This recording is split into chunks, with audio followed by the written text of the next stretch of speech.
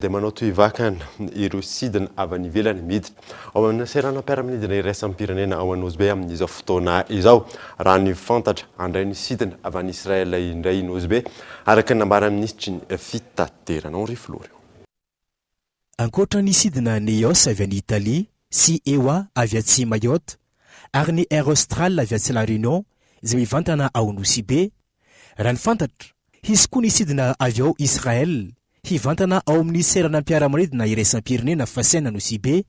araka ny nambara ny ministry ny fitaterana. Nandritra ny fanaovana jeritodika sy ny dinidinika niarahana tamin'ireo mpandraharaha sy ny tsampandraharaha-mpanjakana miankina sy tsy miankina amin'ny fanjakana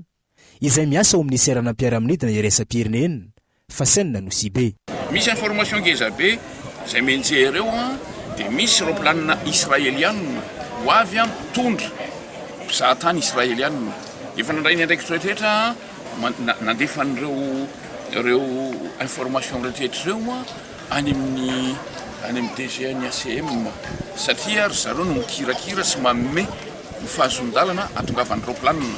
Afaka mino anareo zany fa zay olona rehetra na compagnie rehetra maniry ho aty Madagasikara dia afaka mino anareo fa ometsika lalana daholo satria ilainy ny faritra aty aminareo zany zavatra.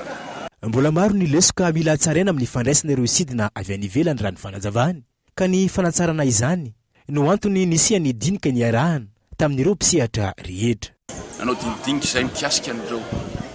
zavatra niseho tamin'ny fahatongavany le volina voalohany Neos dia misitona lesona be dia be tsika tamin'ireny zavatra ireny. Inona ny zavatra majinijinika tokony mbola amboarina, inona ny lesoka, inona ny zavatra tokony ho atrehantsika amin'ny ho avy ary ny antony tsiraray aby mba hisina fiezahana seranana ohatran'izao dia milalao be dia be mihitsy nireo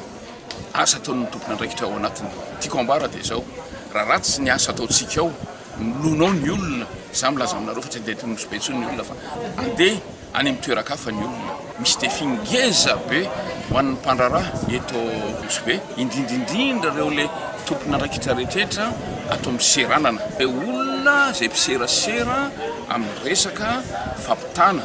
ireo le produit rehetra hita sy amidy eto Nosy Be. Manana adidy sy andraikitra ary tokony hiaraka isalama ny fanjakana,